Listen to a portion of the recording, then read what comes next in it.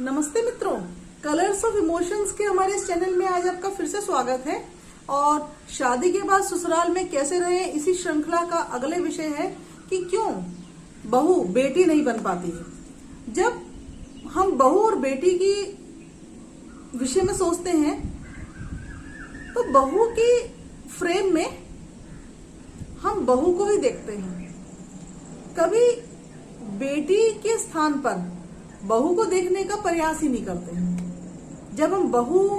को घर में लाते हैं तो वो भी किसी न किसी परिवार की बेटी होती है, वहीं के परिवेश में पली होती है, वहीं के संस्कार उसे मिले होते हैं, यहाँ का वातावरण उसके लिए बिल्कुल नया होता है। लेकिन गृहस्थ में आने से पहले जिम्मेदारियों का एक दायित्व उसके कंधों पर वो लेकर आती है और वो दायित्व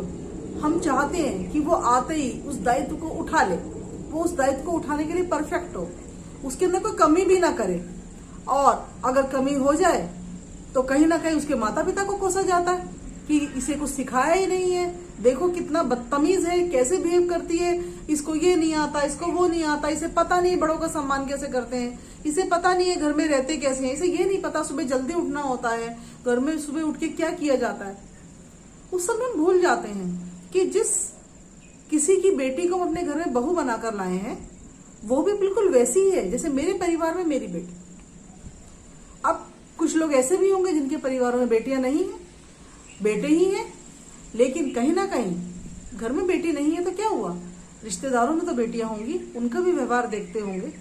इसलिए ये कहना कि नहीं हमें तो पता ही नहीं है कि बेटियों का कैसा अनुभव है, सही नहीं है। हम आसपास पड़ोस में, समाज में, हर जगह देखते हैं कि बेटी और बहू के साथ जो व्यवहार होता है उसके अंदर जमीन और आसमान का अंतर होता है। बेटी से हम परफेक्शन की उम्मीद नहीं करते हैं, ये कहते हैं कि अरे सब सीख जाएगी,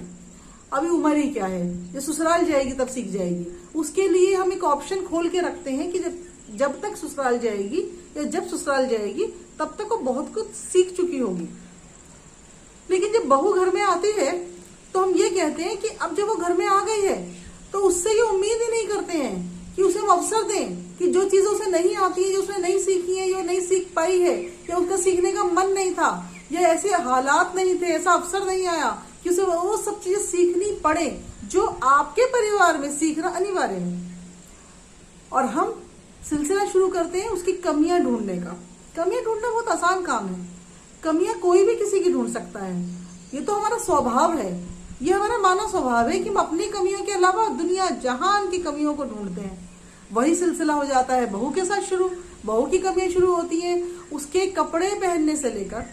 उसकी सुबह उठ के रात में सोने तक की पूरी दिनचर्या हमारे टिप्स पे होती है। वो कैसे कर रही है, वो कैसे चल रही है, वो कैसे कपड़े पहन रही है, वो मेकअप कैसे कर रही है, वो कब तैयार होती है, वो चाय के अंदर शक्कर कैसे डालती है, वो चाय पकाती कैसे है। ये सब हम अपने स्केल के ऊपर जिस तरीके से हम करते हैं उसके अनुसार, अपनी चॉइस पर, अपने सोचने की प्रक्रिया के अनुसार जांचते हैं, ये भूलकर कि हो सकता है कि जो चीज मेरे लिए सही नहीं है, जो चीज मेरे परिवार में नहीं होती है, हो सकता है वो परिवार उसके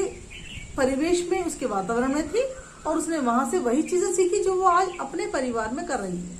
हम उसे अवसर नहीं दे रहे हैं, हम तुरंत एक्शन कर रहे हैं। अब होगा क्या, हम एक्शन कर रहे हैं तो एक्शन में हम उसको नसीहत देंगे, देखो बहू ऐसे करना, तुम्हें ये नहीं आता तुम ऐसे करना, अच्छा मुझसे पूछ लेना, सब्जी काट रही हो तो उसके इस तरीके से काटना, ऐसी काटना, गोभी को ढंग से देख लेना उसमें कीड़े ना हो,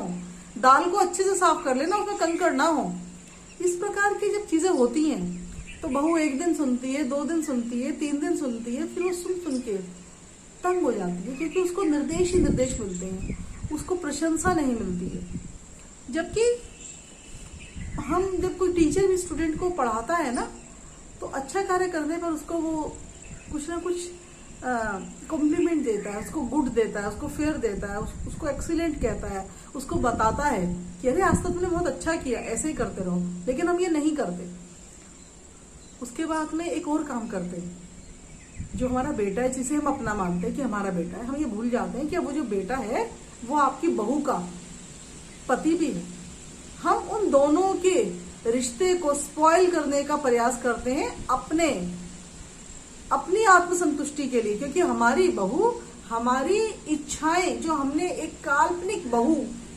का एक स्वरूप अपने मन में बिठा रखा था, जो हमने टीवी की पिक्चर देखकर, जिस सीरियल्स में देखकर, लोगों के यहाँ की बहुओं को देखकर एक छवि बना ली थी कि जो परफेक्ट पीस है ना, वैसी ही मेरे घर की बहू होगी। वो चीज पूरी हुई नहीं। तो अब सिलसिला शुरू हुआ, बहू को कैसे ठीक किया जाए। बहू सास और ससुर के काबू में नहीं आ रही, बहू देवर और नंद के भी काबू में नहीं आ रही, क्योंकि बहू इंडिपेंडेंट है, वो भी पढ़ी लिखी है, वो भी पैसा कमाना जानती है, उसने भी एजुकेशन ली है, वो भी कॉन्वेंट स्कूल की पढ़ी हुई है, कॉलेज जाती है, उसकी एक बुद्धि है, उसका ब्रेन काम करता है, वो आज के विचारधारा वाली है, उसके अंदर भी अपने आप को स्थापित करने की इच्छा है। वो आपकी सारी बात नहीं मानती, क्योंकि आप जो बात कह रहे हो उसके अंदर कंपैरिजन है, उसके अंदर उसको हीन बताने के का प्रयास किया जा रहा है, उसमें उसका एप्रिसिएशन नहीं है, जो वो सही कर रही है उसे बताया नहीं जा रहा। तो फिर आपका और आपकी बहू का सामंजस्य कैसे बैठेगा। फिर आपने बेटे के कान पकड़े और बेटे के मन में बहू के इन कमियों को बताना शुरू किया। फिर बेटे ने भी माँ का चश्मा लगाया और बहू की कमियों को ढूंढना शुरू किया कि हाँ, मेरी वाइफ को तो ये भी नहीं आता, अरे मेरी माँ तो ऐसा करती थी, मेरी पत्नी ऐसा नहीं करती, हमारे घर में सुबह बहुत जल्दी उठते थे, मेरी पत्नी जल्दी नहीं उठती, मेरी माँ सुबह उठ के पहले नहाती थी फिर रसोई में जाती थी, मेरी वाइफ तो नहीं ऐसा करती। फिर वो अपनी पत्नी के अंदर वो भी उसमें ये चीजें ढूंढता है कि वो कैसे परफेक्ट होगी, उसे क्या करूं वो परफेक्ट हो जाए। वो ये नहीं ढूंढता कि मैं सुबह क्या कर रहा हूँ, मैं कितने बजे सो के उठ रहा हूँ, मैं ऑफिस जाने से पहले मेरे 4 काम मुझे कौन करके दे रहा है। और मेरी पत्नी भी वर्किंग है तो उसके 4 काम वो खुद कर रही है, उसे कोऑपरेट करने वाला कोई नहीं है। और वो भी अपनी माँ के आदर्श बेटे की तरह according to his mother behave करने लगता है, तो पत्नी के मन को ठेस होती है, क्योंकि ससुराल में उसका अपना कौन है, उसका पति। ये छोटी छोटी सी बातें हैं और बहुत गहरी हैं, ये छोटी छोटी सी बातें हैं, लेकिन ये छोटी छोटी सी बातें आपके परिवार में कलह का कारण बन जाती हैं। और इतना कलह बढ़ जाता है कि लोग कोर्ट तक पहुंच जाते हैं। और किस मानसिकता के साथ पहुंचते हैं, इस मानसिकता के साथ कि ये बहू अच्छी नहीं है, बेटा चिंता मत कर, हम तेरे लिए एक दूसरी लड़की लाएंगे, इससे परफेक्ट लाएंगे, इससे अच्छी लाएंगे, जो इस घर के अंदर सुख शांति बनाएगी, जो सबको खुश कर देगी, जिसको ये सारे काम आते होंगे। बेटा भी सोचता है कि हाँ, माँ की रोज रोज की चिक चिक से अच्छा है कि जो माँ कह रही है, जो पिताजी कह रहे हैं, उसे मान लिया जाए और ऐसा ही किया जाए। वो भी बहुत ज़्यादा प्रयास नहीं करता और बहुत जल्दी हार मान लेता है, बहुत जल्दी उनकी बातों से कन्विंस हो जाता है, क्योंकि शुरू से उसकी परवरिश ऐसे ही तो हुई है कि माता पिता ने हर चीज़ उसके लिए उपलब्ध करवाई है, हर चीज़ माता पिता के आदेश अनुसार उसने की है। अब आई पत्नी, पत्नी के अंदर जो कमी है वो भी माता पिता बता रहे हैं, पुत्र उन कमियों को देख रहा है, उसे कुछ नहीं करना, उसे एक्शन भी नहीं लेना, वो अपने माता पिता का बुरा बनना भी नहीं चाहता, वो अपनी पत्नी के लिए कुछ कहना भी नहीं चाहता, उसके लिए स्टैंड लेना भी नहीं चाहता, और गृहस्थ की गाड़ी डामाडोल हो जाती है। पति पत्नी का मधुर संबंध जो आगे जाके गृहस्थ को मजबूत करने वाला था, वो डाइवर्स लेने के लिए कोर्ट के दरवाजे पे खड़ा होता है। कितना बड़ा दुर्भाग्य है। बहू बेटी क्यों नहीं बन पाती है, या हम बहू को बेटी क्यों नहीं मान पाते हैं, इसके बारे में जो विचार मैंने आपके सामने व्यक्त किए, जो चर्चा मैंने आपके सामने की, उसके बारे में आप क्या सोचते हैं, इसके विषय में आप कमेंट बॉक्स में लिख के जरूर बताइएगा, क्योंकि आपके ही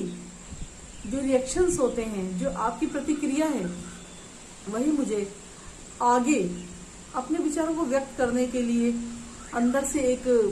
एक मोटिवेशन देती है कि मैं इन विचारों को आप तक ला पाऊँ और शायद इन छोटी छोटी बारीक चीज़ों को आपके मन तक पहुंचा पाऊँ, जिससे समाज में आने वाली समस्याओं में, इस गृहस्थ में आने वाली समस्याओं का कुछ समाधान तक मैं पहुंचूं। इसी के साथ मैं आपसे ये रिक्वेस्ट करना चाहूँगी कि मेरे इस चैनल को लाइक, शेयर, सब्सक्राइब करना ना भूलें,